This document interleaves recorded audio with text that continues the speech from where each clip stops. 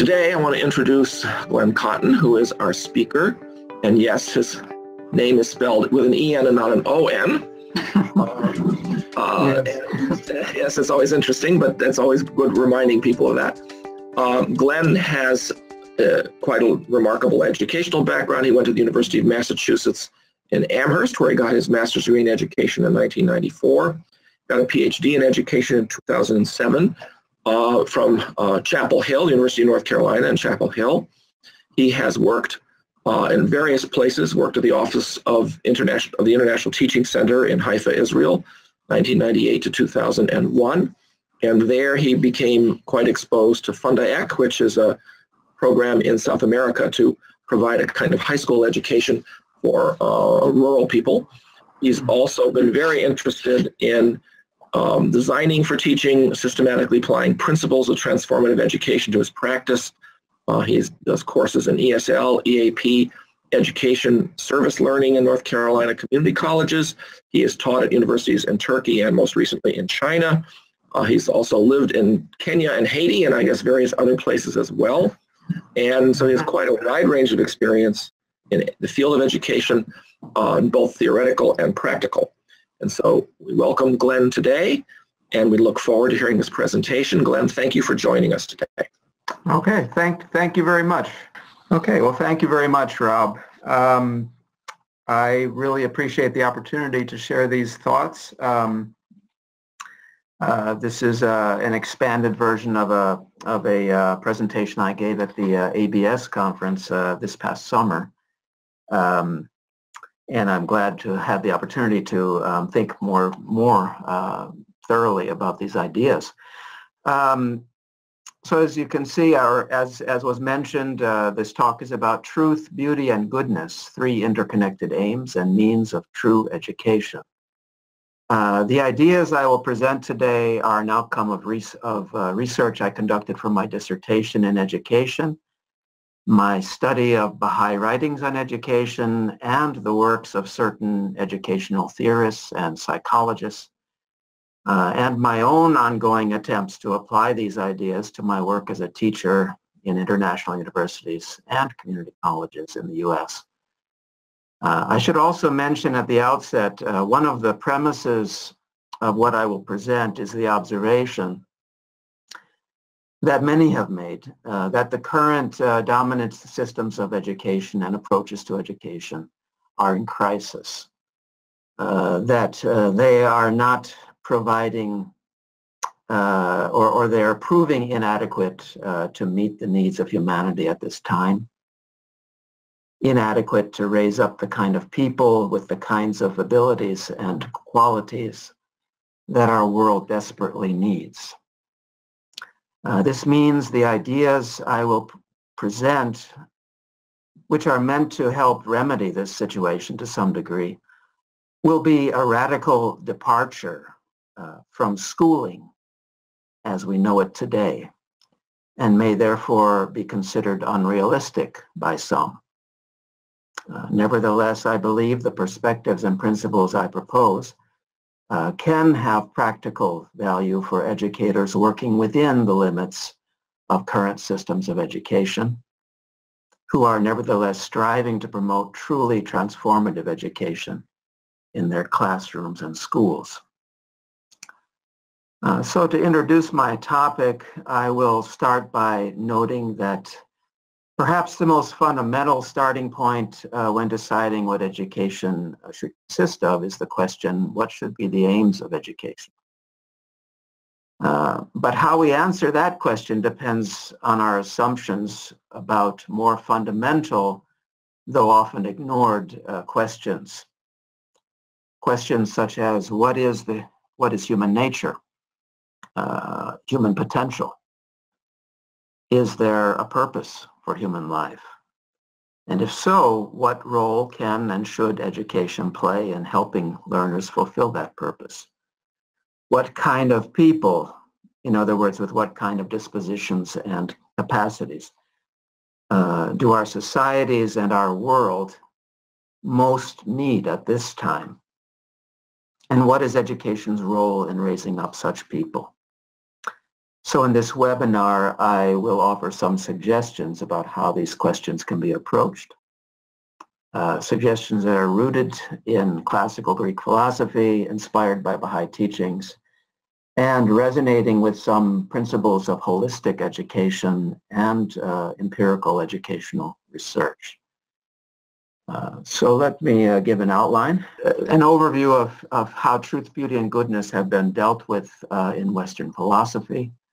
Then I'll go on to truth, beauty, and goodness and how they are approached in the Baha'i writings.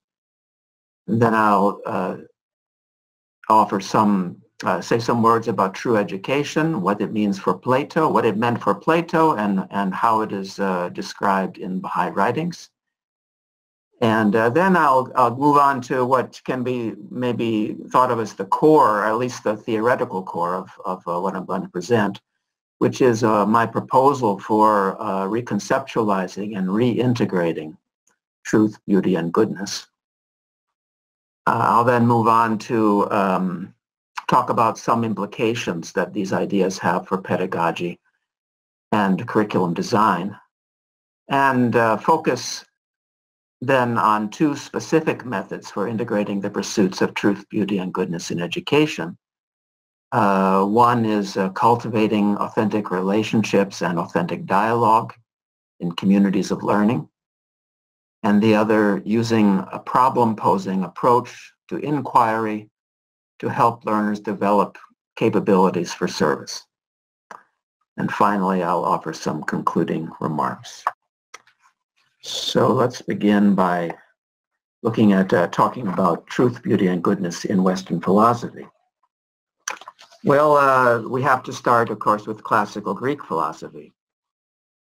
Socrates and Plato understood that underlying and causing the phenomenal world are the eternal ideas or forms of truth, beauty, and goodness, which they said every soul needs and must strive for, and which therefore are the ultimate aims of philosophy and education.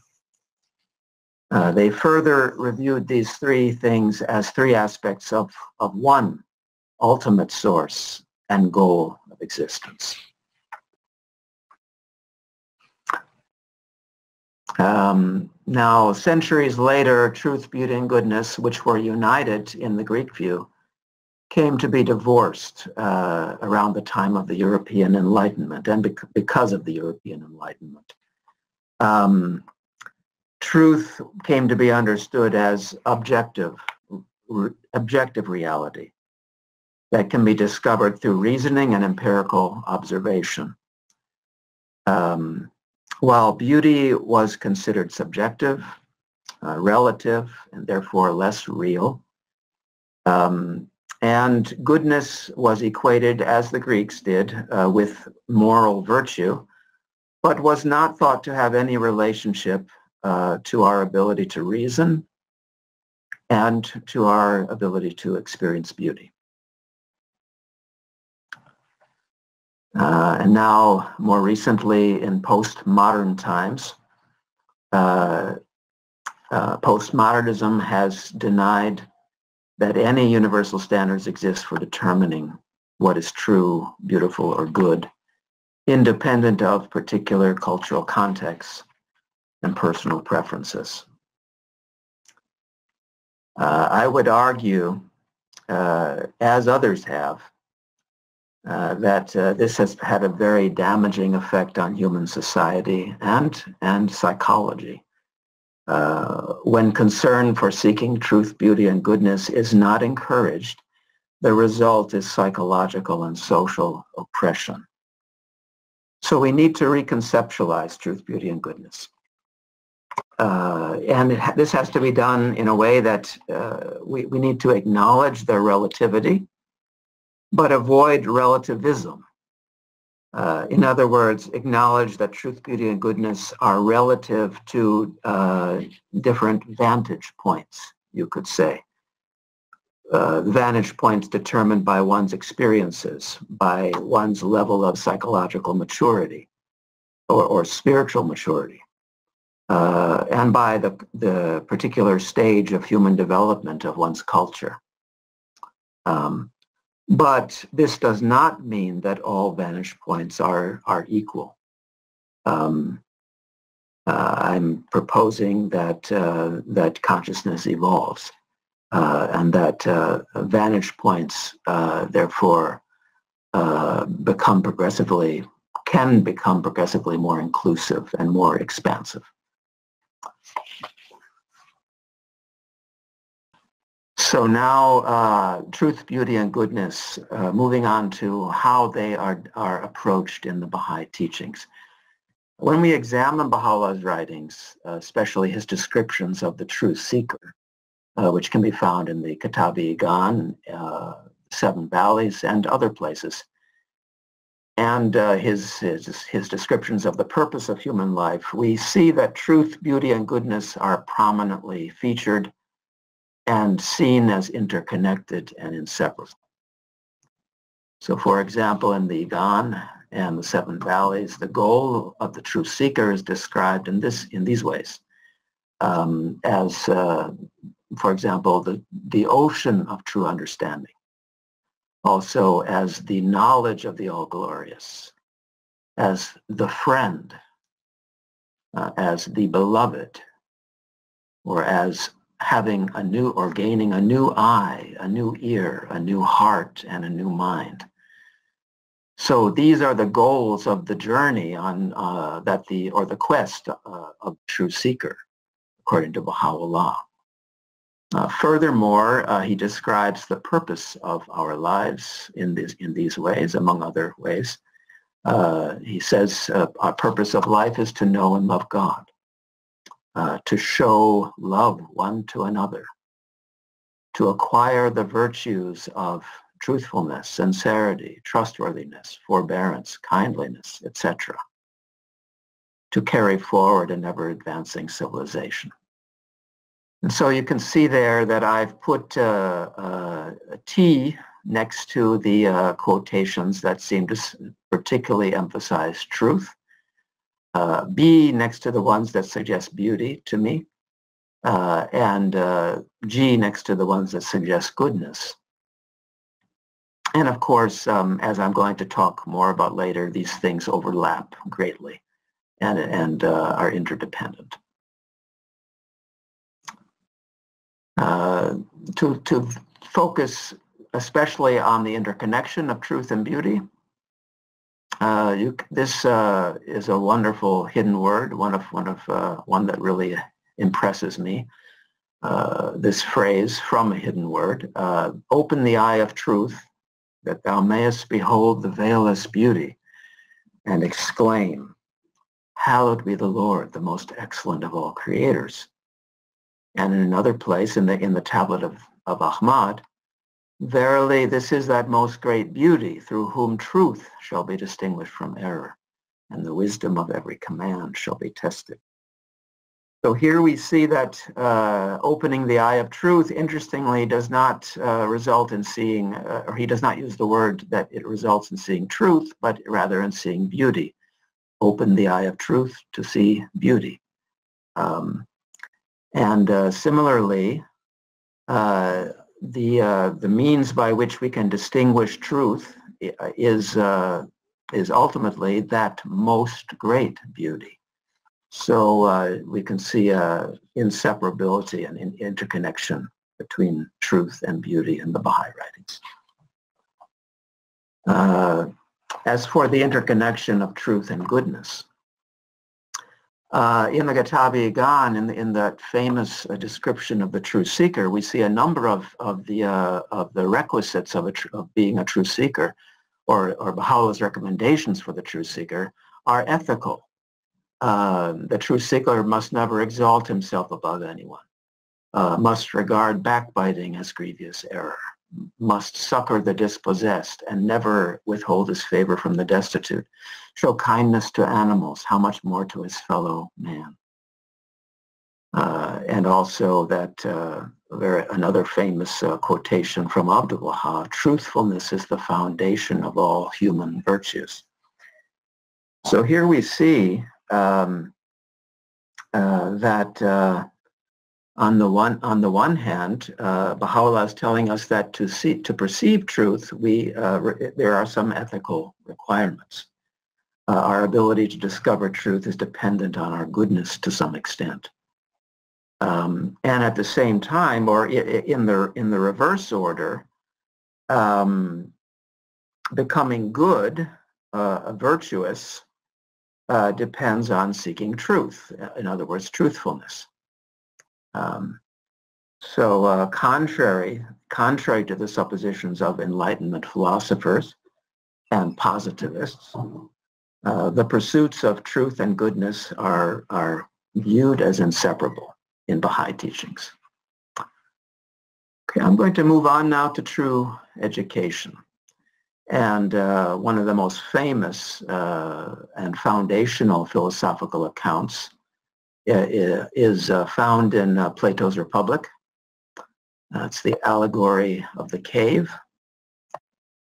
found in Book 7 of that treatise. So in this allegory, Plato describes people prior to experiencing true education as resembling people who have spent their lives chained together in a cave with their backs to the light coming from the sun outside and from a fire inside the cave. Both of those things behind them. These prisoners are unable, due to their chains, to turn their heads around, and therefore come to understand the shadows on the cave wall in front of them as the real objects in the world. Plato then asks, what would happen if someone came into the cave from outside and, taking pity on these prisoners, one of the prisoners, broke his chains and guided him or dragged him out of the cave? He describes how that person would come to understand how wrong, once they came out of the cave, he would understand how wrong his or her former ideas were, and would see how much more beautiful and true his current view of reality was now that he or she emerged from the cave. Finally, he or she would recognize the sun as the source of all experience. He then, Socrates or Plato then compares the process of breaking the chains, turning the person around and leading him out of the cave as true education. And the sun in the allegory, he compares to what he calls the form of the good, which in other places he also characterizes as ultimate truth and ultimate beauty. In other words, truth, beauty, and goodness. He explains then that education is not what some people declare it to be, namely putting knowledge into souls that lack it. Rather, it is akin to the process of turning the soul towards light, guiding the soul out of its deluded state or its cave. This is accomplished, he explains, through reasoning in dialogue with others, especially when this reasoning is undertaken with the passion and determination of a lover of truth, beauty, and goodness. Now, the term true education is also used explicitly in the Baha'i writings. One famous place where this happens is in Some Answered Questions, where Al-Baha says, when we consider existence, we observe that the mineral, the vegetable, the animal, and the human realms, each and all, are in need of an educator. Education is of three kinds: material, human, and spiritual. Material education aims at the growth and development of the body and is common to both man and animal.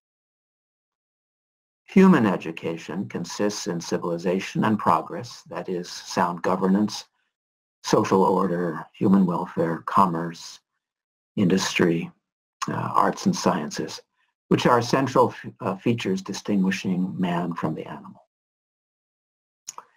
As to divine education, it is the education of the kingdom and consists in acquiring divine perfections. This is indeed true education, for by its virtue, man becomes the focal center of divine blessings and the embodiment of the verse, "Let us make man in our image, after our likeness." This is the ultimate goal of the human world. Note that the three kinds of education mentioned in this quote, in other words, material, human, and spiritual, that of those three kinds, it is the latter, or spiritual education, that Abdu'l-Baha describes as true education.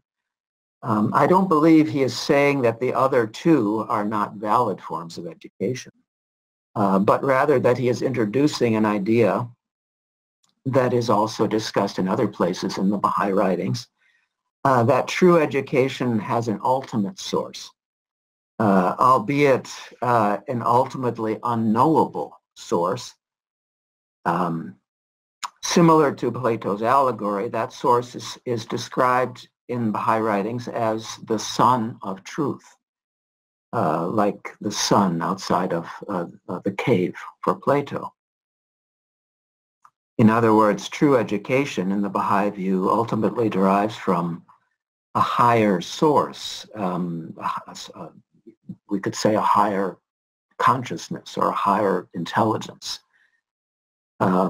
This higher source is understood to be divine revelation. For when we carefully examine human history, we can see that even the very attitudes and dispositions to pursue truth, beauty, and goodness, the dispositions that make rational thought itself possible, and that motivate the pursuits of truth, beauty, and goodness, which are the foundations of civilization. That we can see that these ultimately derive from spiritual impulses and qualities that historically seem to have first been awakened and stimulated by humanity's encounter with the lives and teachings of the founders of the world's religions, the manifestations of God, as they are called in the Baha'i writings, who also Baha'i teachings describe as being like teachers in one school, one progressively unfolding process of divine or spiritual education. And that by virtue of this process, of this encounter with this input, you could say, to use scientific terms, negentropic input into human consciousness, the human education and human civilization comes into being.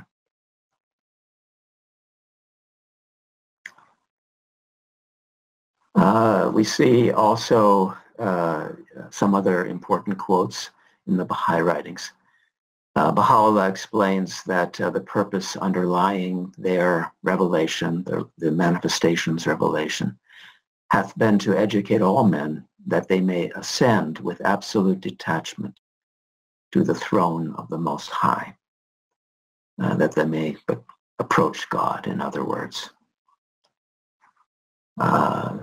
Regard man as a mine rich in gems of inestimable value. Education can alone cause it to reveal its treasures and enable mankind to benefit therefrom. And in that quotation, we see again the same idea or a similar idea to what Plato said when he said that education is not putting knowledge into people, but it is awakening capacities that are already latent within people. Bend your minds and wills to the education of the peoples of the earth, that happily the dissensions that divide it may be blotted out. So to summarize these three, we could say that true education, we can see that according to Baha'i teachings, true education is transformative. It transforms both the individual and also in the last quotation, it is critical to transforming society. And at this stage in human development, in humanity's social evolution, the critical next stage is the unification of the peoples of the earth. That the dissensions that divide humanity will be blotted out, and the human family will be united.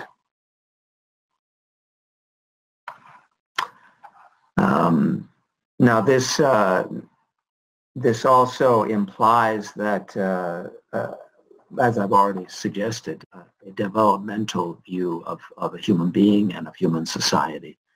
And so for educators, it is necessary to really give optimal education, you could say, or the best or most needed education to people. We need to understand where is humanity at in its social and spiritual evolution.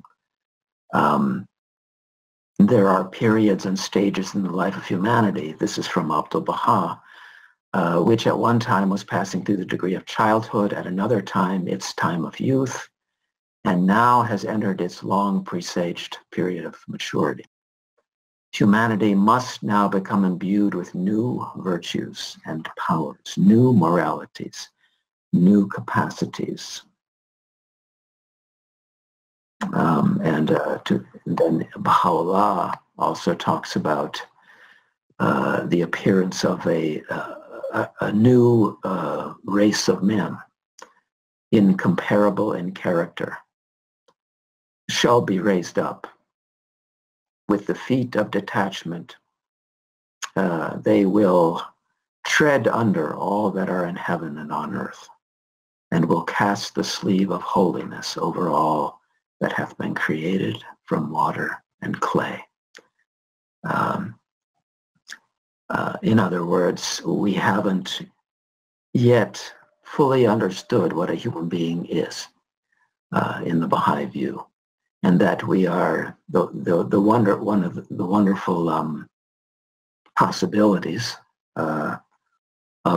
is that we are living in a time now when, in fact, that mature kind of human being is just beginning to emerge, or that the capacity, or at least the initial capacities for that appearance of that new kind of human being are now developing.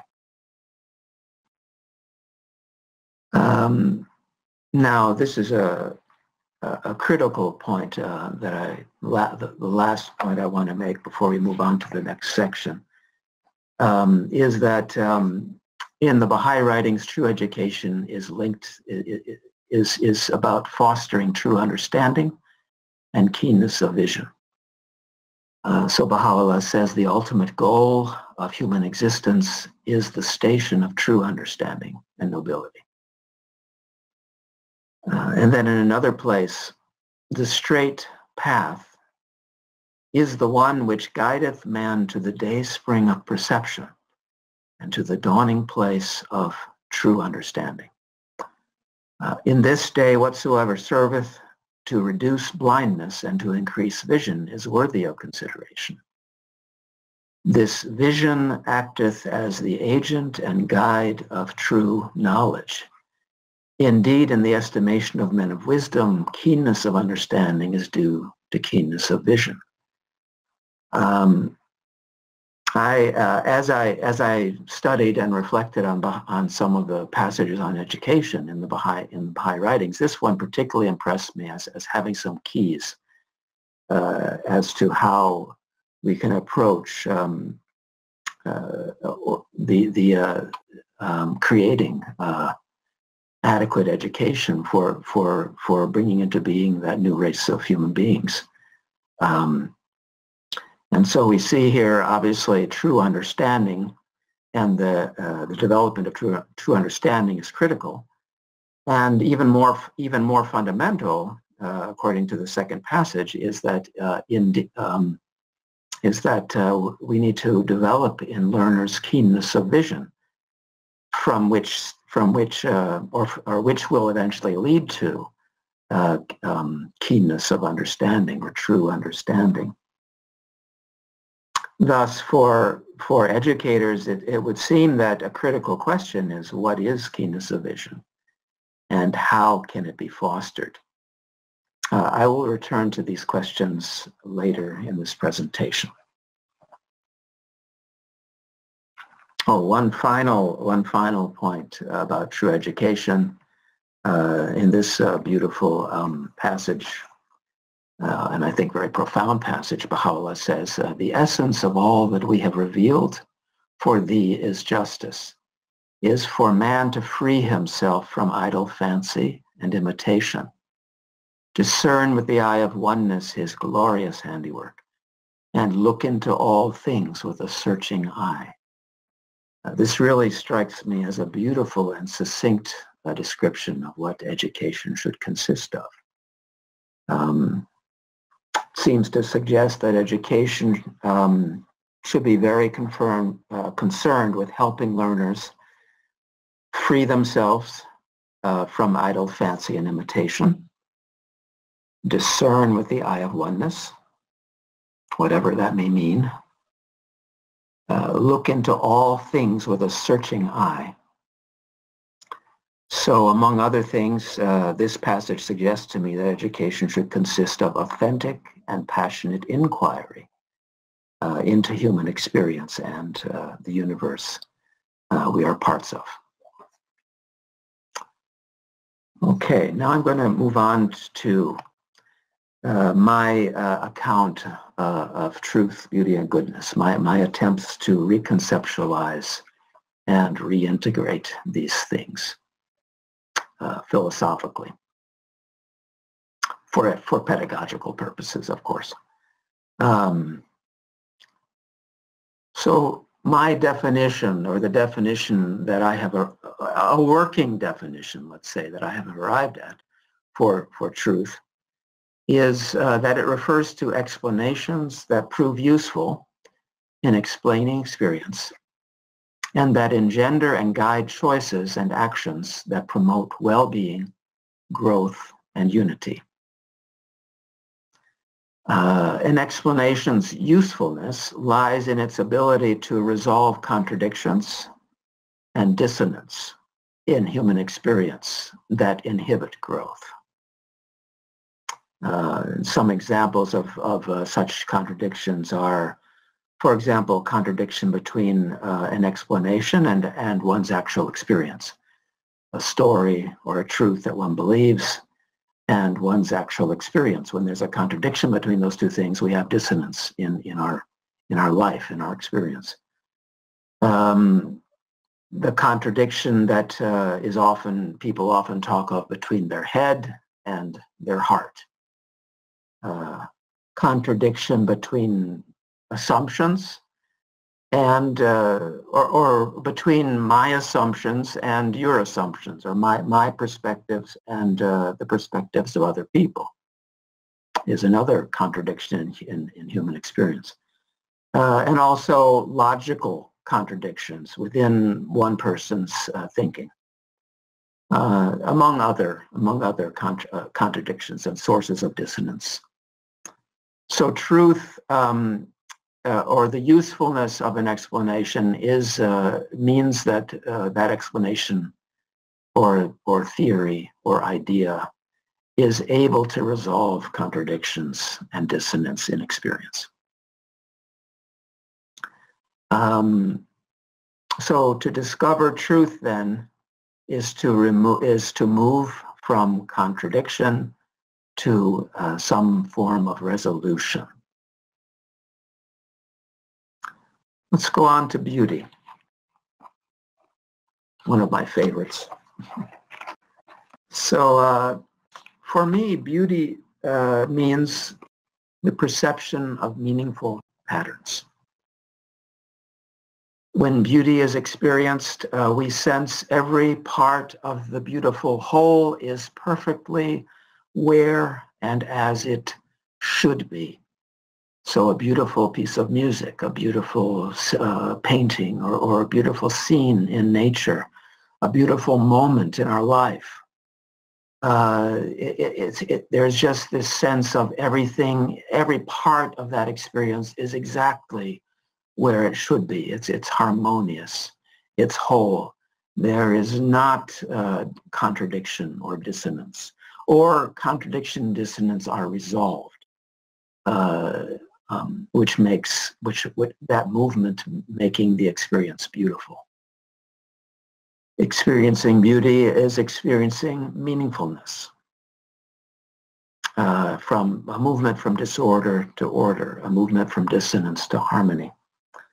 Another couple examples of that can be found that really the first time, or at the first point at which I really saw this clearly was thinking about music and about stories. So in music, for example, what makes sound or a combination of sounds beautiful as opposed to noise is that whatever dissonance there is resolved. There's resolution. So the movement towards resolution, or from dissonance to harmony.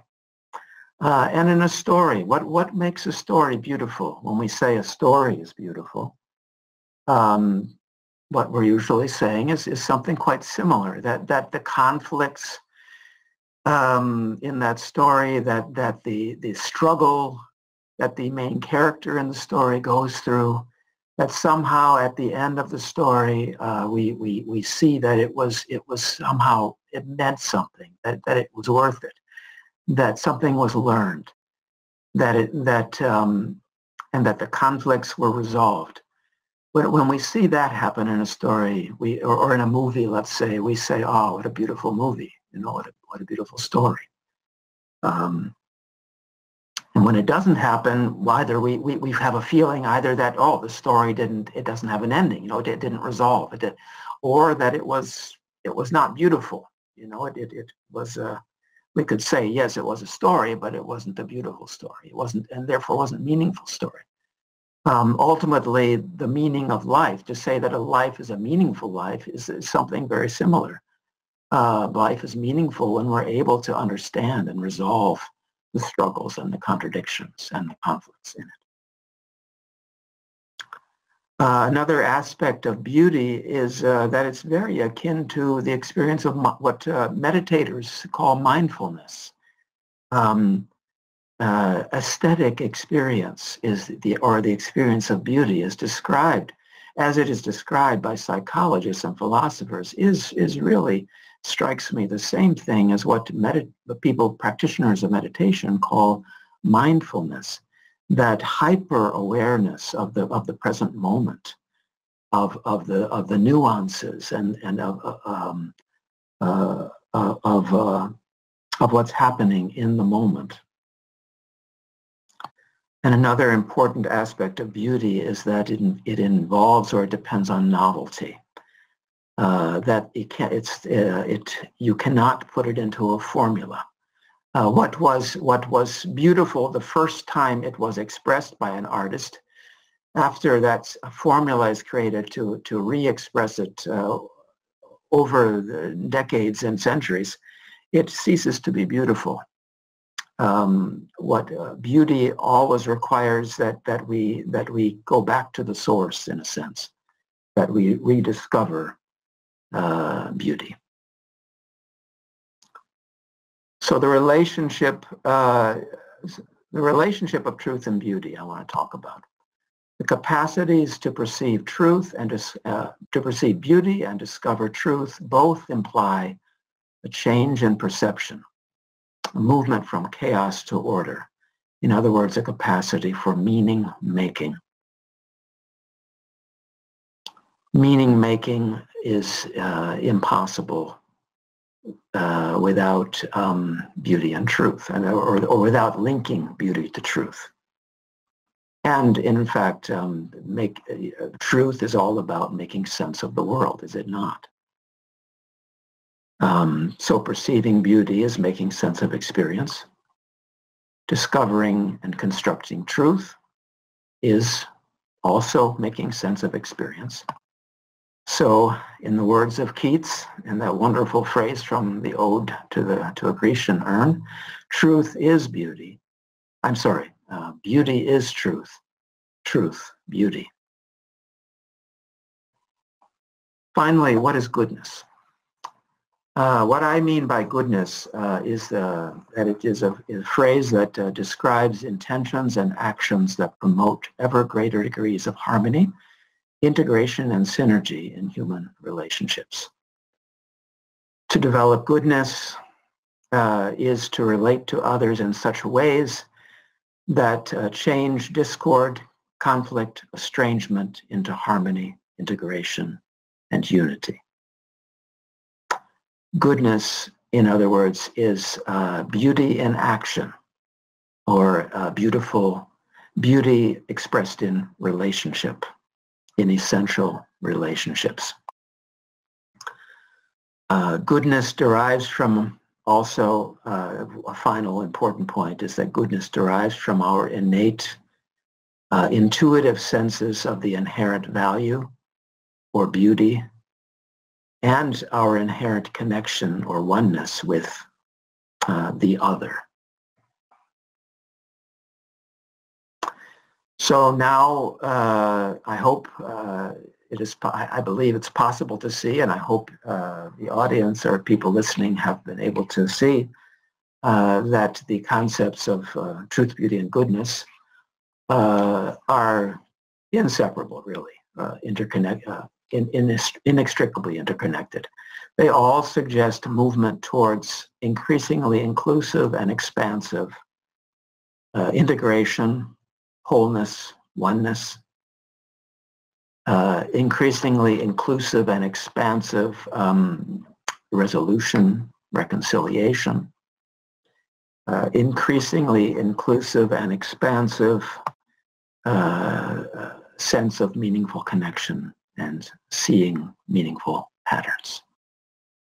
So some initial considerations related to pedagogy. I'm returning now to the questions I asked earlier. What is keenness of vision and how is it fostered? I want to suggest that perhaps keenness of vision can be usefully understood as a spiritual power that develops in one for whom the pursuits of truth, beauty, and goodness have become fully integrated and have become the dominating passion of that person's life. In other words, the person who has become who has developed the qualities of a truth seeker, of a person that Baha'u'llah calls a truth seeker. This is consistent with Elena Mostakova-Passart. She's a psychologist that I know has also done a webinar for the Wilmette Institute. It's consistent with her account of critical moral consciousness. It's also consistent with Parker Palmer, educational psychologist, and his work. I should probably say more about what he has done. That Parker Palmer makes a distinction between two ways of knowing. One he calls the objectivist way of knowing, in which the knower assumes his or her separation from and non-involvement with the object he's trying to know. He explains this way of knowing is primarily motivated by a desire to control. And he contrasts that with another way of knowing he calls knowing in truth. This way of knowing assumes an intimate connection between the knower and that which he or she seeks to know, and therefore fosters a sense of awesome, in his words, awesome responsibility, involvement, mutuality, accountability, compassion, and love. Also, it is consistent with the importance that holistic educators, for example, Pestalozzi, Channing, the founders of and practitioners of Montessori and Waldorf education. All of them refer to the need to educate the whole person. And when they describe that, they often say the head, the heart, and the hand.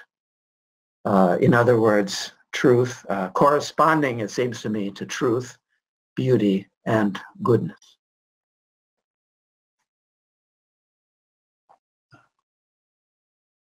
So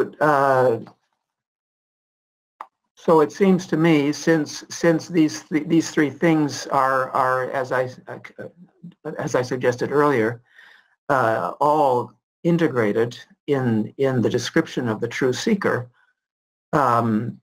that the true seeker is seeking. It seems clear to me that the true seeker is seeking truth and beauty, something beautiful and something very good. That if we return to the qualities of the true seeker, it might give us some insights into what education needs to do, what qualities education needs to foster. So I think it's fair to say, or if we accept the preceding ideas, education needs to help learners develop the qualities of a true seeker. Some of them are passionate search for an ultimate beloved. But for education to be transformative, it should be, in a sense, a quest, a search for a beloved. Education should gradually, of course, teach the learner, assist the learner to detach himself or herself from his or her lower nature, from the prison of self or ego. Education should help learners develop the ability to identify and transcend their prejudices. Should develop the virtue of truthfulness, or the quality of truthfulness. In other words, a commitment to seeking truth. That a learner, like a true seeker, learners should develop the capacity for patient determination, unceasing effort. And also the ethical desires and commitments to not harm and to serve, to actually help, beyond not harming, to help one's fellow creatures.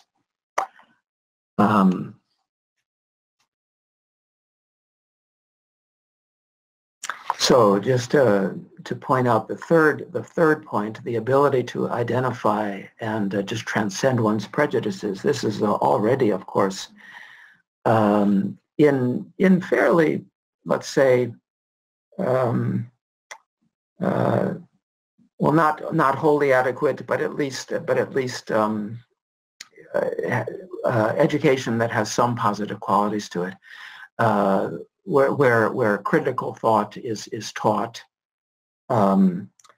This can be certainly understood as consistent with that third point. Critical thinking is the ability to identify and to transcend one's prejudices, just as is described in the Kitab-i-Igan, where no one shall attain the shores of the ocean of true understanding unless they're detached from all of their previous experience and the prejudices that may come from those experiences.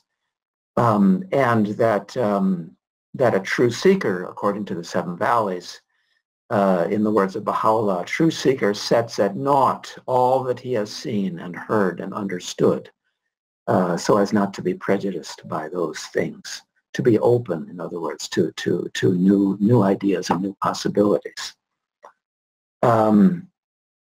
I think another important point I want to emphasize is that detachment from our lower nature can really be understood as the essence of truth seeking. Our lower nature is not interested in understanding what is true. It is the thinking of a person who is dominated by predominantly motivated by their lower nature,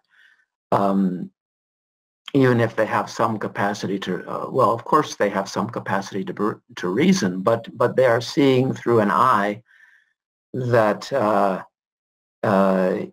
makes it difficult for them to separate, to not, let's say, believe what they want to believe, what is in their interests as they perceive it from their self-interest. In other words, their self-centered desires interfere with clarity of thought and perception.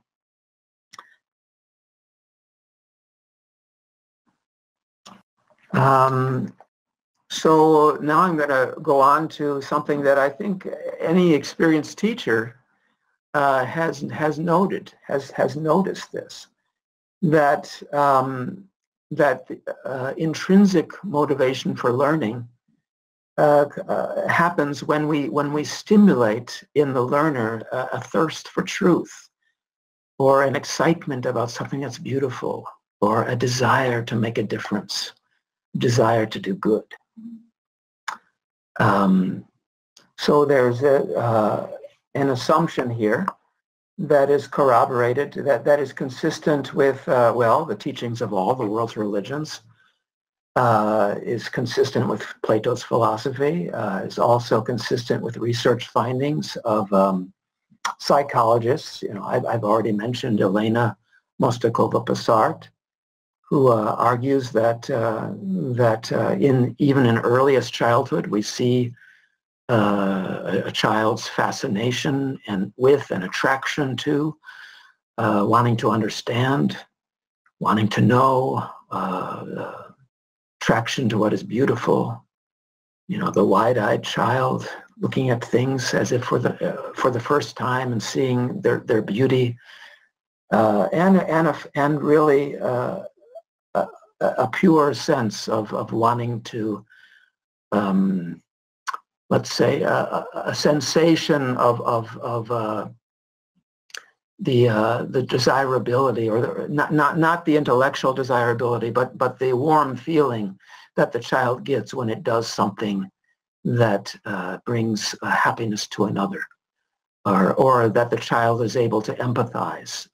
Empathy is there are a lot of psychological research about that, and that children, even at a very young age, being able to empathize when it hears another child in distress. So these things are not super ego, you know, not the Freudian super ego, but in fact innate in human beings. Viktor Frankl is another psychologist that argues for this, I think persuasively. In his book, Man's Search for Meaning, he observes that the will to meaning is a more powerful drive in human beings than Freud's pleasure principle or Adler's will to power. That, yes, those things are also part of human nature, but the will to meaning supersedes them, or is more powerful than than those other things are. So as I said, you know, the intrinsic motivation, which there's a lot of literature in the field of education about how to stimulate intrinsic motivation as opposed to extrinsic motivation. In other words, motivating somebody for some external reward, like getting a good grade.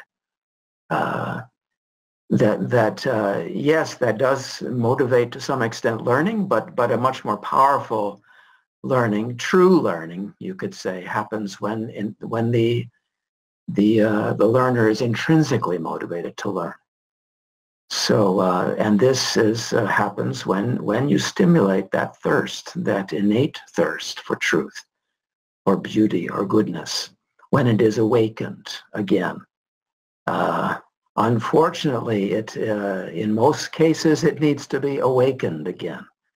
It is not maintained from childhood on, especially in the current approaches to schooling and child rearing, unless those are enlightened, are enlightened by some of the principles we've been talking about. So the question then for educators is, how do we stimulate? What are some practical ways we can stimulate learners' innate thirst for truth, beauty, and goodness?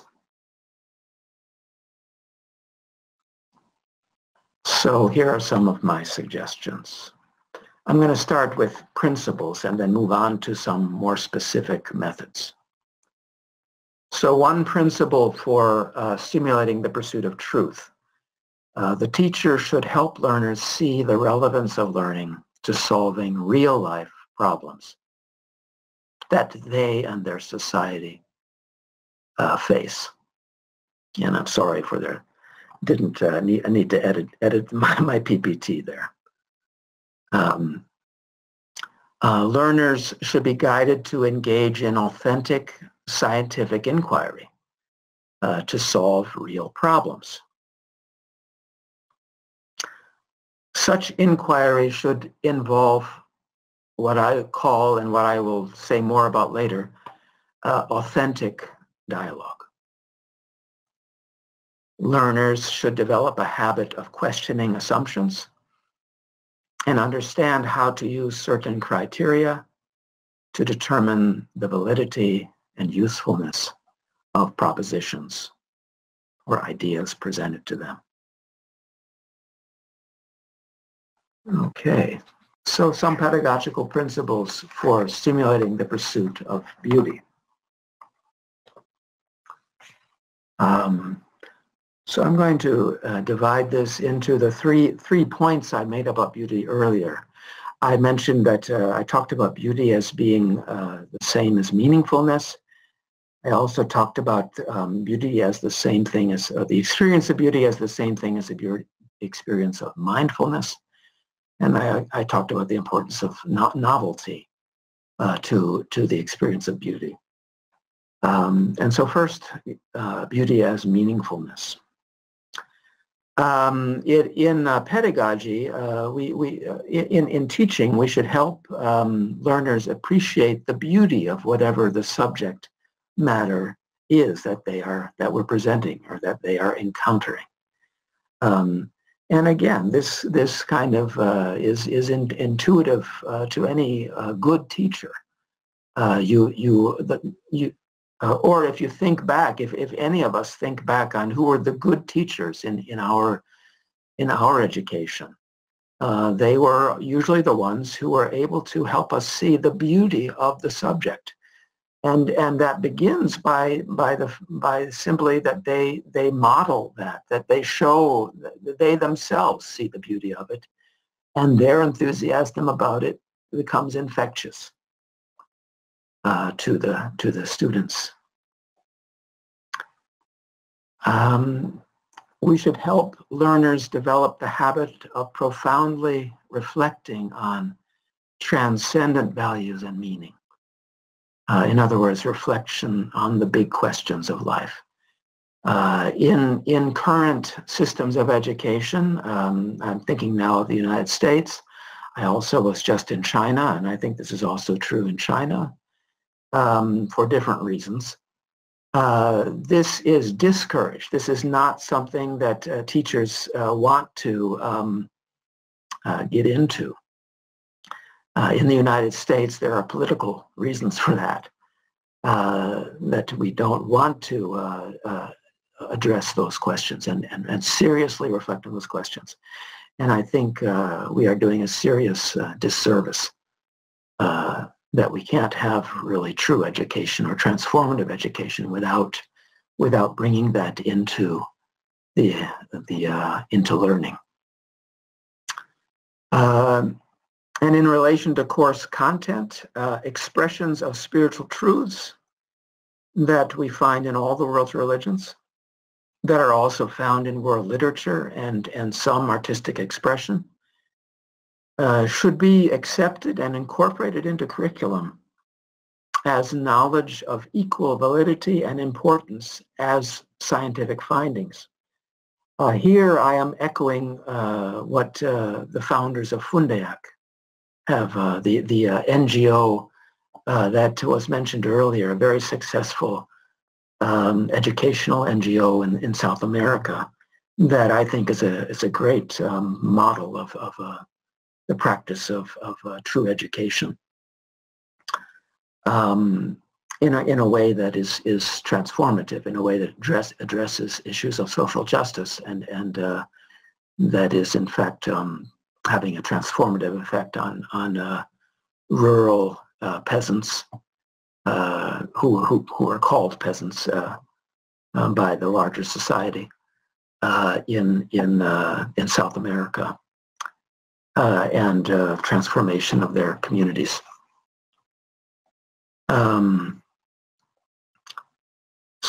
Yeah, as this is, I'm echoing one of the principles of FUNDAEC, which is that there are two sources ultimately of knowledge that human civilization is built on, and they can be described as religion and science, and so both of them need to be parts of the curriculum. And when I say religion and when I say science, I and FUNDAEC do not mean to approach them in dogmatic ways, to teach scientific findings or religious principles in dogmatic fashion, but rather to accept them as important sources of insight that we inquire into, that we seek to apply and understand, that we question in the process.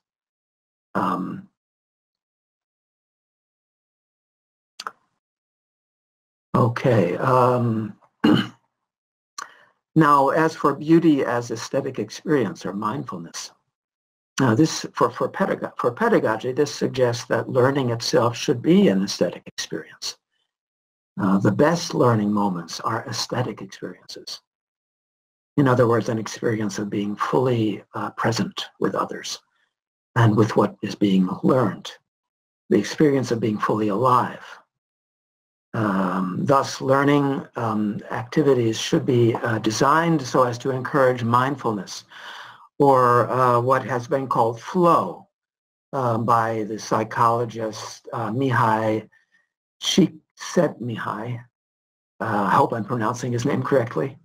In his book entitled Flow, he refers to flow as the optimal state of inner experience, in which there is order in consciousness, when psychic energy or attention is invested in realistic goals, and when skills match the opportunities for action.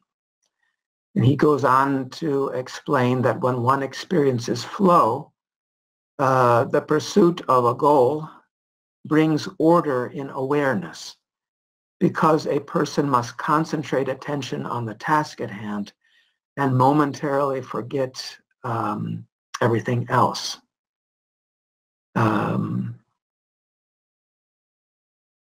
This reminded me also of a statement that Abdul Baha makes in his Paris talks. Some of you, this may have already occurred to some of you, where he says, the man who makes a piece of notebook paper or a piece of note paper to the best of his ability, conscientiously, concentrating all his forces on perfecting it, is giving praise to God. That doing those things in itself is praising God. All effort and exertion, he goes on, put forth by man from the fullness of his heart is worship, if it is prompted by the highest motives and the will to do service to humanity. So this, to me, also suggests this principle of learning as aesthetic experience, learning that aims for excellence, that aims for those moments. Also experiential education very much emphasizes this point, that learning should begin with authentic experience, which is aesthetic experience, which is real life experience as well. And then finally, the point about beauty as requiring novelty. A point that many educators already are aware of, that learners should be able to restate a concept in their own words, to express it in their own unique way, that this is a sign of a deeper understanding of a concept. Okay, and finally, pedagogical principles for promoting goodness. Potential truths arrived at through inquiry must be tested in action that help solve problems. Ultimately, these actions should be actions that are good, right? That conduce to positive transformation of the individual and of their community, ultimately of their community. This implies that the truth, and again, I should have edited this here, but service, this implies that service is central to fulfilling one's purpose and should be promoted, that the curriculum should be imbued with opportunities to serve others.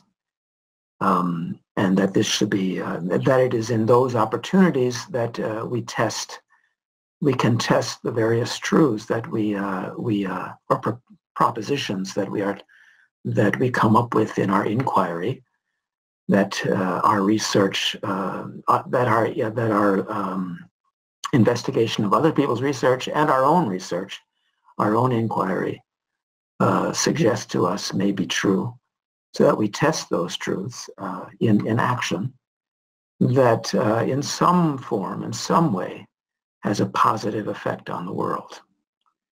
When that is happening, the learning becomes most deeply impressive to the student. So finally, I want to focus on two specific methods for integrating the pursuits of truth, beauty, and goodness in education.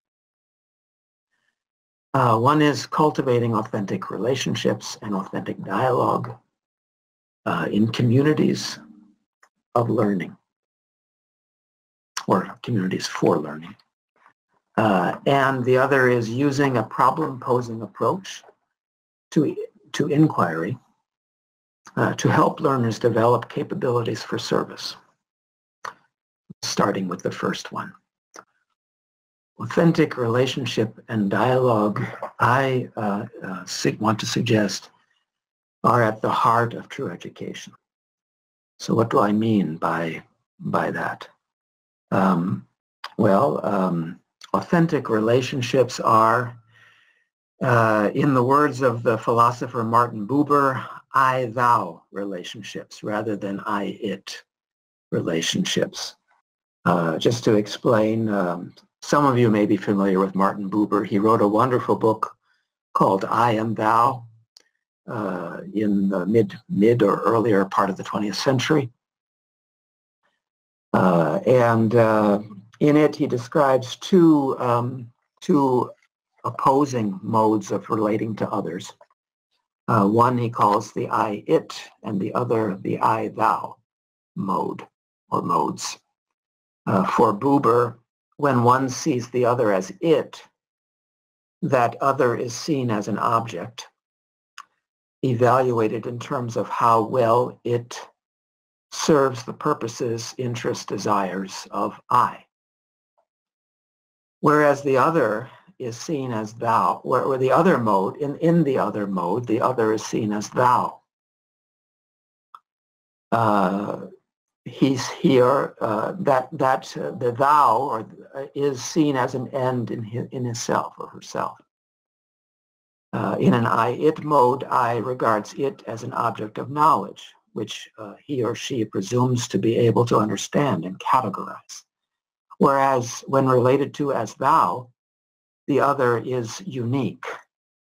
The other fills the firmament, so to speak. The other is a wonder, something that inspires awe. So authentic relationship is where you regard each other as a unique thou, right? As not as one member of a category, be it race or male or female or you know, one of that group, or but rather that they are honored. That in an authentic relationship, the other is approached with fresh eyes, with an openness, and viewed as unique,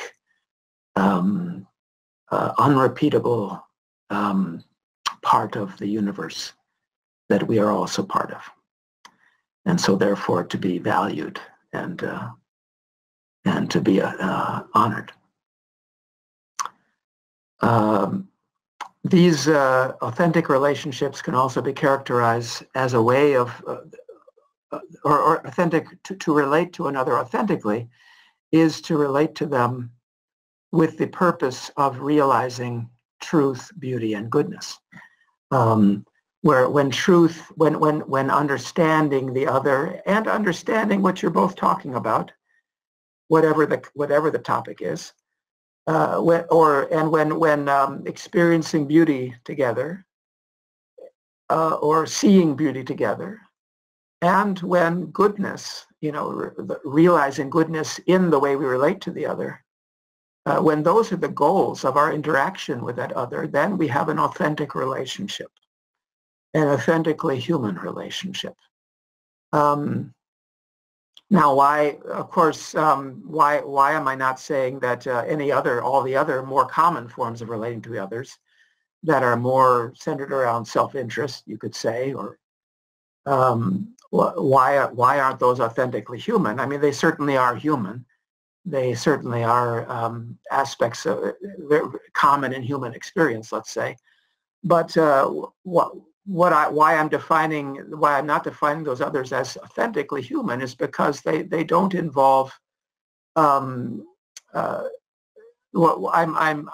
basing that on the argument that what makes us human, what distinguishes us as human beings, is the motivation to pursue truth and beauty and goodness.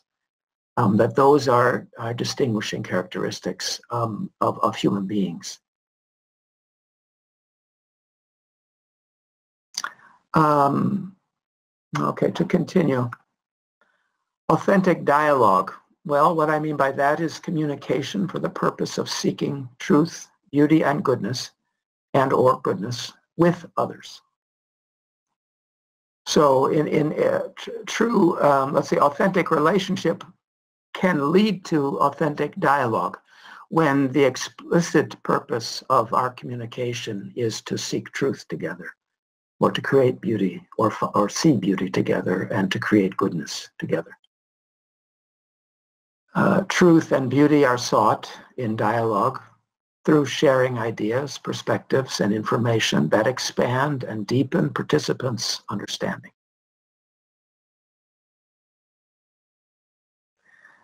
Goodness is realized as dialogue strengthens unity among participants, and as participants apply together new truths arrived at to resolve real-life dilemmas and problems. So in authentic dialogue, the quality of our relationships with others is as important as the ideas being discussed. In other words, the pursuit of goodness is connected to the pursuit of truth. To go back to something that this reminded me of something Baha'u'llah said, it is incumbent on you to be even as one soul, to walk with the same feet, eat with the same mouth, dwell in the same land, that the signs of oneness and the essence of detachment may be made manifest. So in other words, this suggests a really high degree of empathy, a willingness to put ourselves in the other's shoes, to seek first to understand, in Stephen Covey's, to use his language, to seek first to understand the other rather than to be understood. In authentic dialogue, we are fully present with the other. In other words, again, we have an experience of mindfulness or beauty. Authentic relationship and dialogue are fostered when teachers relate authentically. So there is a critical role for the teacher or the facilitator of the educational process. And this is something that was very clear from my own my work that I did for my dissertation. That the teacher, when the teacher relates authentically to learners, takes every opportunity to stimulate their innate thirst for truth, beauty, and goodness. This is a catalyst for a shift in the learners, a shift from more pragmatic or conventional, expedient motivation to learn, to a thirst for a genuine thirst for wanting to learn for its own sake. Learning happens best in communities that value and encourage the pursuits of truth, beauty, and goodness. And those communities can be a classroom, can be a whole school, et cetera, et cetera.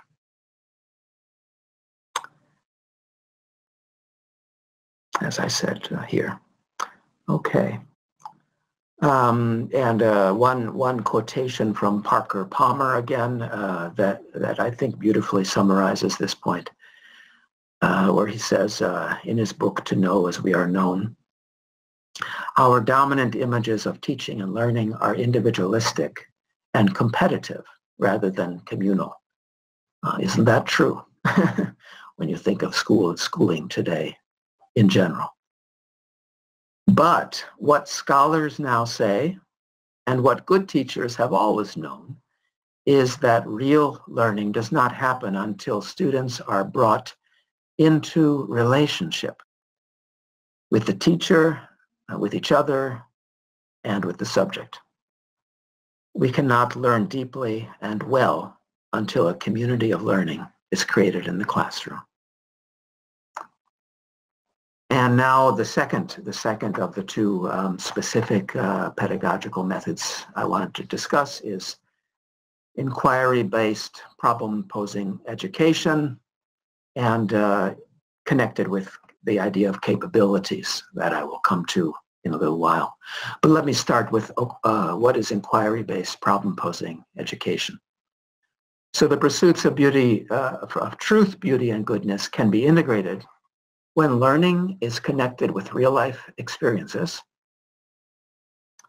that give rise to compelling issues and questions which learners inquire into using appropriate forms of research and in dialogue with each other, and when learners can test the resulting knowledge by applying it in action to solve problems.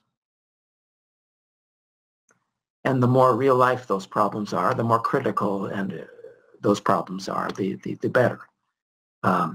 These attempts in turn provide new experiences which raise new questions, lead to new research, dialogue, reflection, knowledge, etc. in an ongoing praxis. What Paulo Freire called the praxis. To say more about, a little more about what Paulo Freire said, I think Again, he had some very valuable insights. He was the one that coined the phrase problem-posing education in his book, Pedagogy, his really excellent book, Pedagogy of the Oppressed. He writes, students posed with problems relating to themselves, in the world, and with the world will feel increasingly challenged and obliged to respond to that challenge. In problem-posing education, people develop their power to perceive critically the way they exist in the world. They come to see the world not as a static reality. In other words, I think he especially means their social world, not as a static reality, but as a reality in process, in transformation. As learners amplify their power to perceive and respond to questions arising from their context and increase their capacity to enter into dialogue, not only with other men, but with their world, they develop what Paulo Freire calls critical consciousness. And indeed, the psychologist Elena Mostakova, who I referred to earlier, she took this as a starting point for her psychological research, and then for her concept of critical moral consciousness.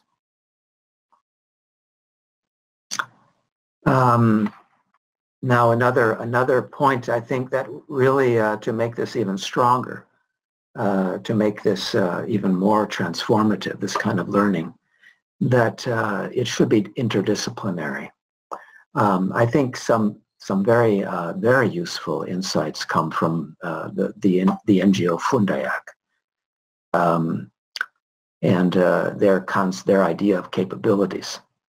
So education pursuing truth and beauty, and especially goodness, is necessarily concerned not only with what learners know, but what they are capable of. That the aims of education, FUNDAEC suggests it, and what they do, what they in their practice, they identify specific aims, and they frame those in terms of what a learner who is capable of transforming themselves and their society in positive ways, what they should be capable of, what specific things they should be capable of.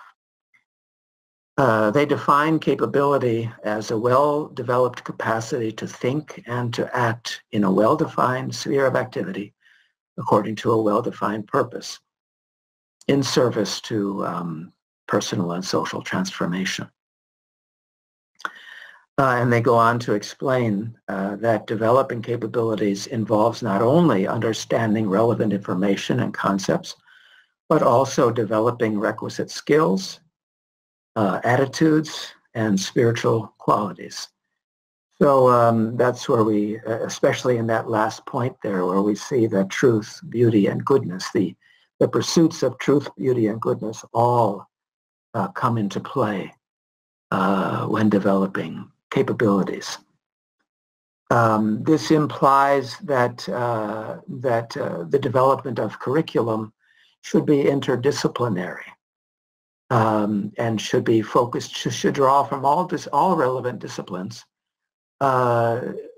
giving knowledge and posing questions and avenues for research and methods of research that will help a person gradually develop a specific capability.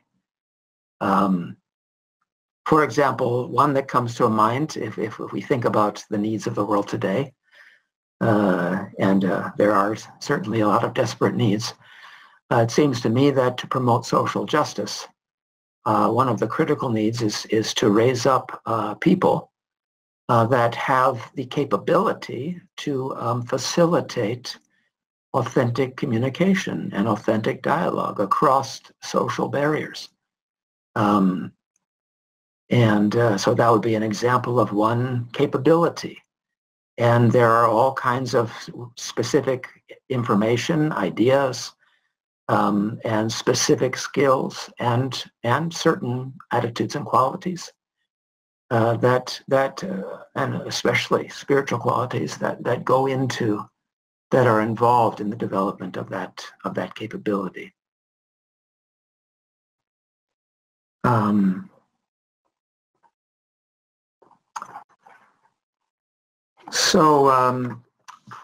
final point is that this idea of capability, recently Dr. Sonaf Farid Arbab has written about it very eloquently, and it was also mentioned by her husband, Dr. Arbab, earlier in both of their writings, and these two, by the way, have been involved in FUNDAEC. Dr. Arbab, of course, being one of the founders of FUNDAEC, they have written about how the human states of being, knowing, and doing are coherently addressed when curricula are designed to help students develop capabilities. So I just wanted to bring that out because I see there the same three, or at least I see an implication there that that truth, beauty, and goodness, those three dimensions or three aims, are implied. They seem to be coincide with the three aims of truth, beauty, and goodness. For example, being seems to me, or does not, the human state of being innately need or aim for beauty, or in other words, it aims for pattern, wholeness, connectedness, meaningfulness. That without that, our state of being is distressed or agitated or not. Somehow there's some kind of internal conflict happening in a person. So, state of being aiming for beauty. The state of knowing, I think it's clear, aims for truth. When we want to know something, we want to understand it, we want to explain it to ourselves.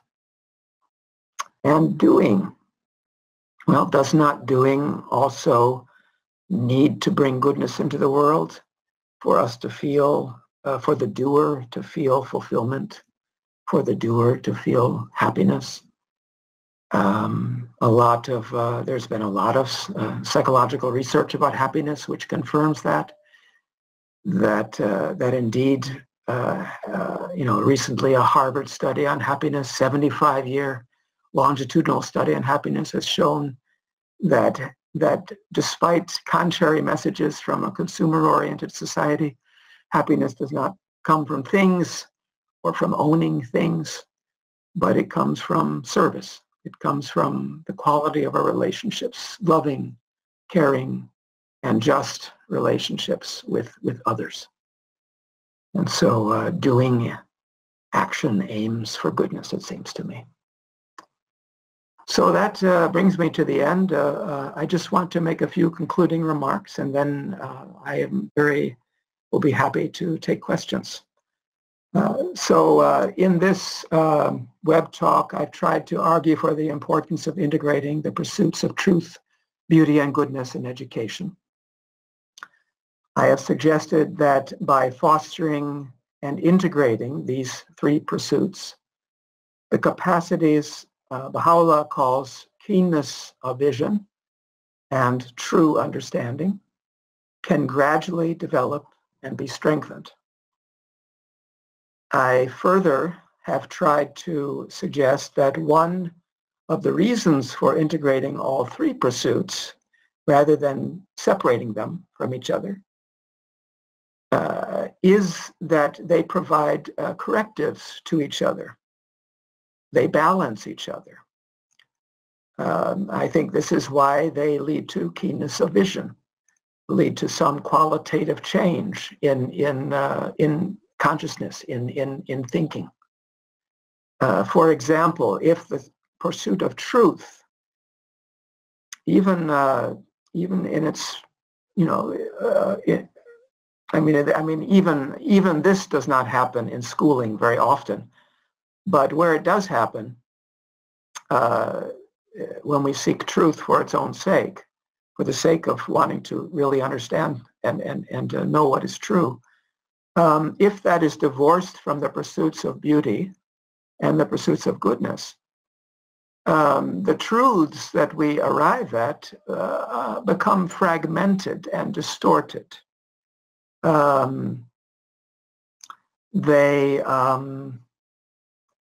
They do not arouse in us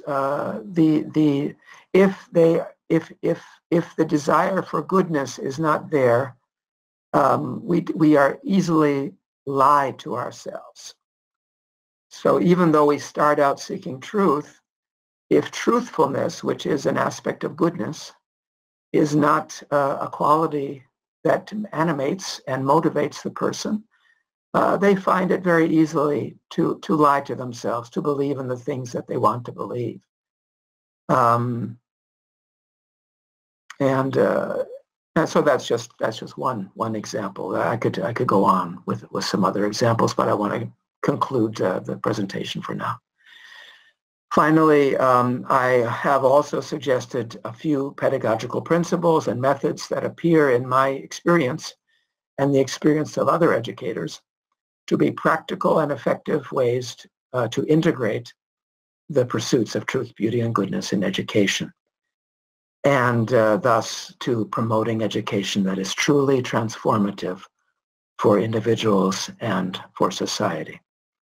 I hope that this presentation has in some small way, or can in some small way, contribute to creating educational approaches which will will eventually raise up a new kind of human being with the qualities that are needed at this time and in the future. Having said that, I also should say that I agree with Dr. Arbab and Dr. Farid Arbab that we are only at the beginning of that process of transforming education so that it may become adequate to meet those needs. Nevertheless, useful insights and promising models are emerging, and the process is underway, which I think is very exciting. So that concludes my presentation. I'll be interested to hear your comments, and I'm going to switch to a slide that to me expresses an image that integrates for me truth, beauty, and implies goodness. Thank you so much, Glenn. It was fascinating, and we have quite a few people who have waited to the end. One person, Elena, says, so sorry I have to leave the webinar. I have another appointment. This was an excellent presentation, Glenn. Looking forward to more like this. Mm-hmm. Another person going a little farther down. Amazing research and presentation. Thank you. Sorry we have to leave. If possible and okay with Glenn, may we receive the PowerPoint? Yeah, we'll be putting the PowerPoint up on our website, of course. Another person says, this is a truly beautiful discussion on education. Many thanks. Question, in your experience, how does one try to break through to a core someone, a relative, who doesn't want to progress? Baha'u'llah says to leave him to God, yet we're also instructed to not judge or give up on the possibility of the soul turning itself toward the light. Some souls simply seem continually to push away from authentic interactions. Yes. Any comments about that? Oh, that's a beautiful observation, and I think, in fact, the answer is in the question. It's true that we cannot, like the saying goes, you can lead a horse to water, but you can't make them drink. And any good teacher knows that. In fact, that's implied by what Plato said, you can't put knowledge into a person. but you can also not give up on them, and in fact, you should not give up on them. And Abdul Baha is just one of the most perfect examples of not giving up. You know, out of your love for that soul, you continue, first of all, to model. And I think in the context of what this person's question seemed to be particularly talking about the spiritual education, the spiritual awakening. In the context of trying to do that for a person, loving the person is critical. And that's what I tried to bring up by the concept of authentic relationship. Mm-hmm. That's a good point. Let's see, Charlene says the consciousness of truth, beauty, and goodness can also be key concepts for the tutors and facilitators of Ruhi courses. Thank you for sharing these stimulating thoughts. Okay, thank you. I think pedagogically, truth, beauty, and goodness are not mentioned in the Ruhi curriculum as far as I know, but perhaps they are sort of implied in the way the courses are structured and the types of questions that are asked. Yeah, I mean, the terminology, as I mentioned at the end, the terminology they do use is being, being, knowing, and doing. And to me, those imply truth, beauty, and goodness. Yeah, I think you have a good point there. Certainly, knowing is related to truth, and doing is related to goodness. Being and beauty are perhaps a little harder to connect, but I think that's an authentic being is certainly beautiful. So I think that's the connection there as well. So yeah, I think you make a good point. Well, it's also that the idea, as I tried to describe beauty, that it involves a kind of an integration or with integrating the elements of one's consciousness into a beautiful and harmonious pattern. Mm-hmm. And that is also the experience of beauty, the aesthetic experience. And indeed, I think being is looking for that. You know, if it is not there, then it is distressed. It is in some way distressed or agitated being. Mm-hmm. Yeah, I was really quite struck because truth, beauty, and goodness, of course, I recognize as being Platonic and Greek ideas in general. Mm-hmm. But I hadn't realized, well, one, I had sort of probably automatically imbibed some of the modern philosophical assumptions that these are old ideas. Not that I've studied modern philosophy, but certainly I haven't noticed them coming up, I guess you could say. But I think you've persuaded me that they're really rather important concepts for understanding education and understanding really the psyche of human beings. I think. Yes, I think that's a very, very good point. Yeah, I mean, another field that these ideas I think are very relevant to is counseling, psychotherapy, for example. Yeah. Mm-hmm. Certainly, yeah. Perjea says, thank you, Mr. Cotten. I had some aha moments and experienced your talk as true, beautiful, and very good. So that's a nice comment. I appreciate that. Yeah, Stephen says, are transcripts available? You can presumably give us the PowerPoint poster. Is there anything else? Is there any written form we can also put up? Do you know? I do have a journal article that can be accessed online. It doesn't go into this depth, though. So, in fact, the writing that I want to do, I want to put these ideas in writing in a more explicit way. Good. So stay tuned, I would say. Good. But also I can share a link to a less developed version of this in a journal article. Yeah, that'd be helpful. If you can give us the link, we can put it up on the web page for this particular talk, where we would also, of course, post the PowerPoint as a PDF.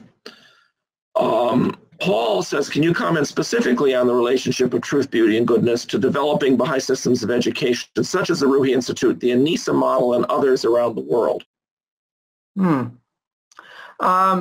I guess what I'll say is that, again, it relates to for Ruhi especially, it relates to the being,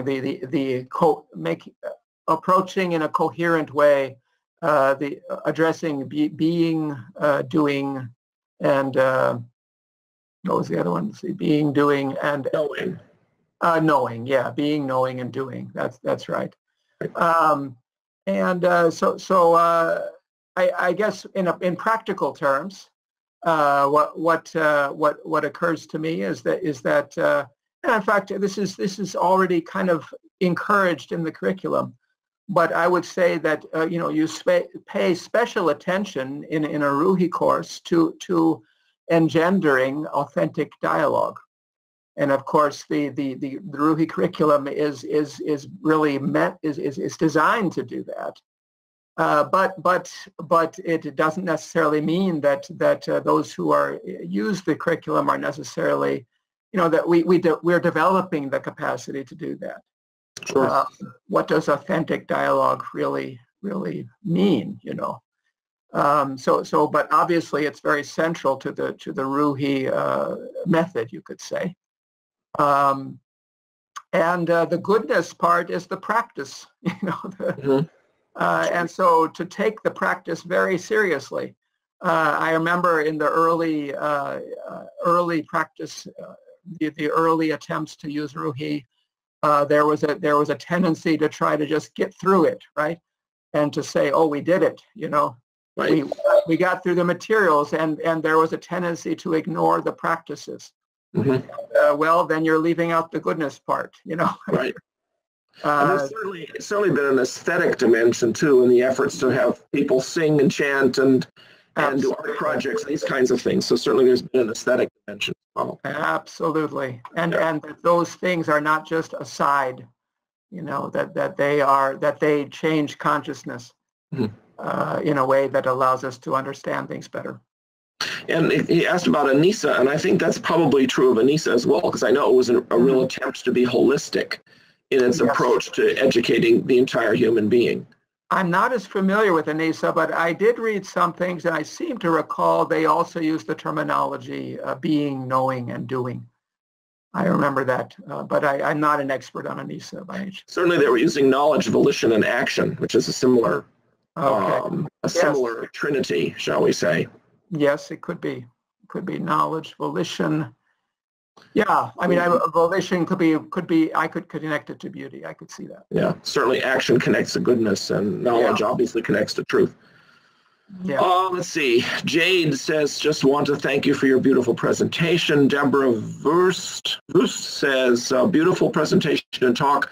Mr. Cotten, thank you for your clear talk. It seems to me that with authentic relationships, the teacher assumes the role of facilitator of communication with and between learners, as so many principles of consultation are addressed. Is this correct? Absolutely. And an important point there is that it begins with the teacher. I mean, the teacher first models it, especially with people at younger ages.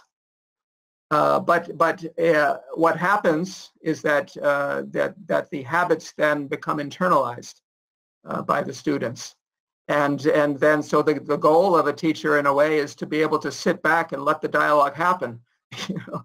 Eventually it happens with just the teacher as just being another participant in the dialogue. Right. Paul says, how do you view the homeschooling movement in North America since the 1970s as notably championed by John Holt? You know anything about that? I've heard the name, but I'm afraid I'm not well versed in. Yeah, I know nothing about it. Celeste says, thank you. I love this. Here's my question. Are there any communities of practice or a place for reflection and learning among Baha'i educators to discuss your ideas and others and how to put them into practice? I'm an early childhood educator with the goal of creating an educational model for early childhood that incorporates much of your ideas, including the investigation of spiritual reality and the ability to seek truth. I call it the freedom to think. Dialogue is needed for me to test these ideas further. Wonderful. That's her question. Do you know of any place where there can be further? I think we should start one. I should add the Wilmot Institute is planning to do a course on the Baha'i approach to education at some point, I think in the summer. But how much this will be incorporated into it, I don't know, because the course hasn't yet been fully designed yet. Okay. Yeah, it's something I've been, what was the person's name again? Celeste. Celeste. Okay, yeah, I would welcome contact. I think maybe it's up to interested people to do it. I mean, I think it's already happening, also informally, but there's no place that I know of to that I could connect people to. I think there really would be great if there was a forum, a formal forum somewhere. Yep.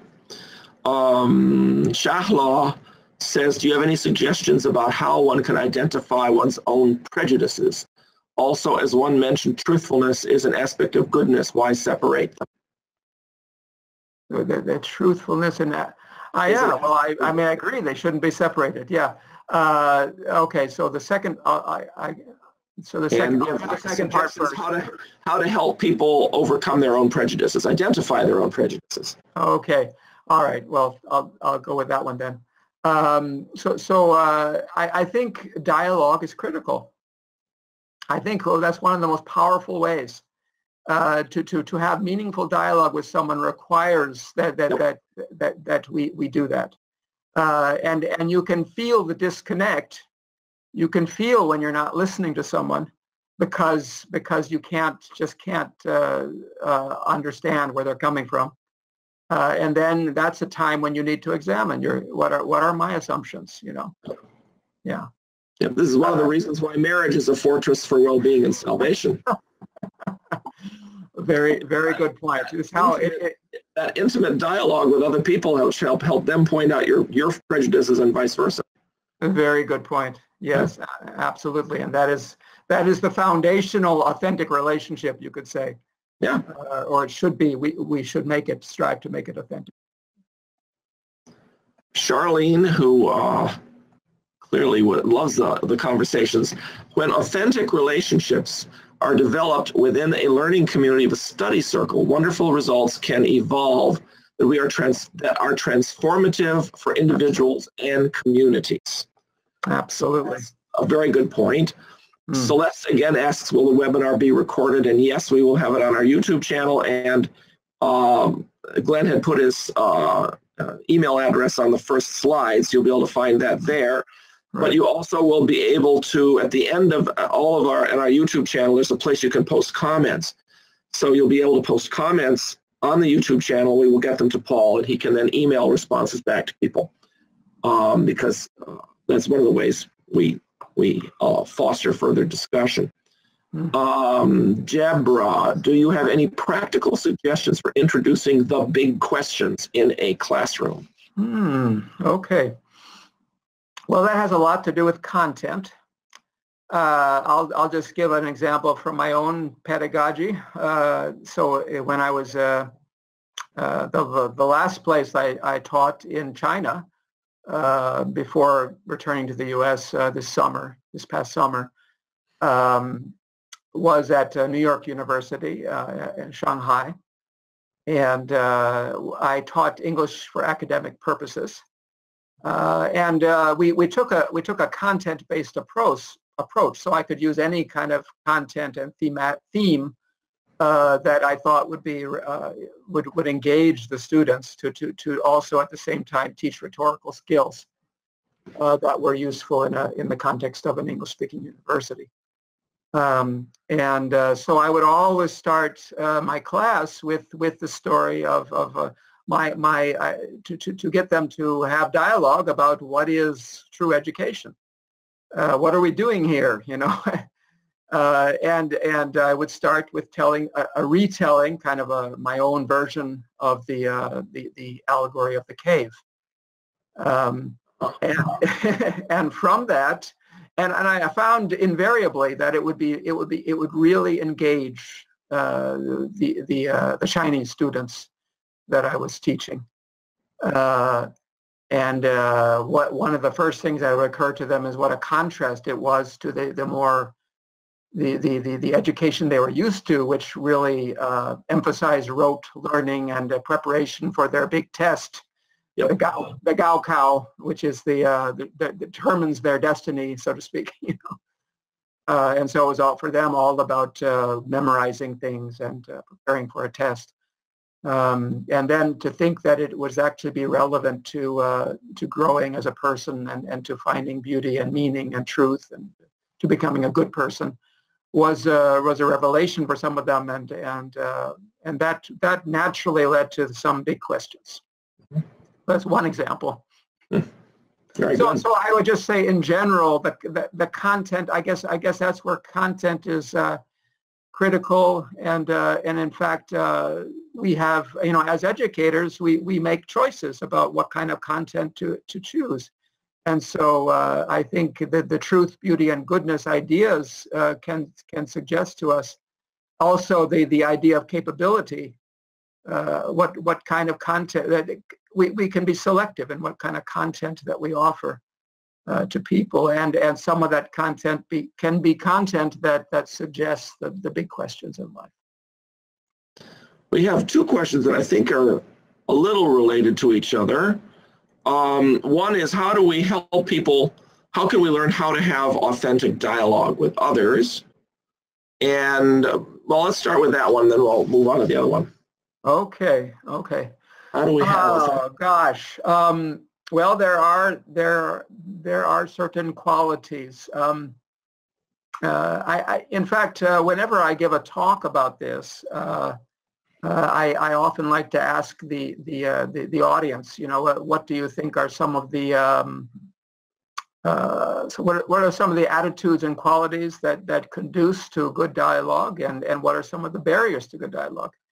And invariably, whether it's in my classes at the university or just in a discussions, Baha'i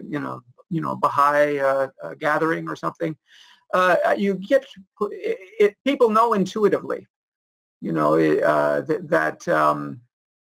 so for example, many people will say to be a good listener, to truly listen. And to set aside prejudices, to recognize and set aside prejudices, openness, interest. That's another one. To be genuinely interested in wanting to understand who is this other person that I'm talking with, and how do they see things? What have their experiences been? Why do they understand and see things differently than I do? So a genuine interest, in other words, a thirst for truth. Yeah. Thank you so much, Glenn. This has really been fascinating for everyone, and I very much appreciated. Thank you. I very much appreciated the material that you gave us today. I think it'll give us a lot of food for thought.